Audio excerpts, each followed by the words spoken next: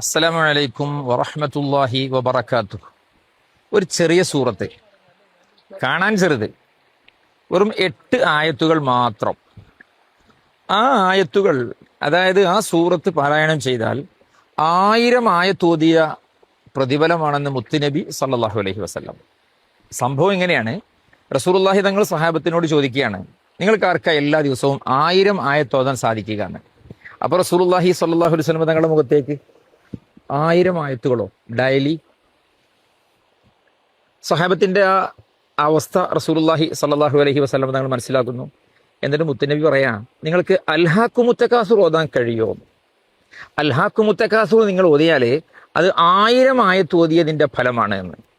ഒരു ദിനം 1000 ആയത്തോതി തീർക്കാനൊക്കുന്നവനാരാ?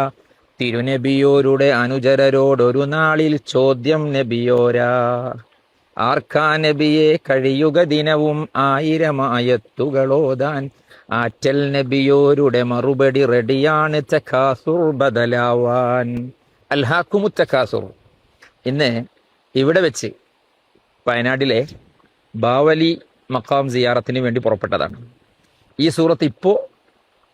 സൂറത്തുമായി ഇപ്പോൾ വീഡിയോയിൽ വരാൻ കാരണം, നമ്മൾ മഖബറ സിയാറത്ത് ചെയ്യുന്ന സമയത്ത് അൽഹാഖുമു തകാസുർ എന്ന സൂറത്ത് ഓതൽ പ്രത്യേകം സുന്നത്തുണ്ടെന്ന് മഹാന്മാരായ പണ്ഡിതന്മാർ കിതാബുകൾ രേഖപ്പെടുത്തി വെച്ചിട്ടുണ്ട്. ആ ഓർമ്മ വന്നപ്പോൾ അങ്ങനെ ഒരു വീഡിയോ ചെയ്യാമെന്ന് തീരുമാനിച്ചു.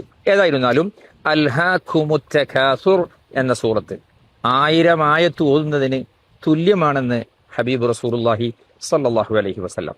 അല്ലാഹു തആല ആ സൂറത്തുകളൊക്കെ അങ്ങനെ അതിന്റെ പ്രതിഫലം പൂർണ്ണമായി ലഭിക്കുന്ന വിധം പാരായണം ചെയ്യാൻ നമുക്കെല്ലാവർക്കും തൗഫീഖ് നൽകട്ടെ. അസ്സലാമു അലൈക്കും.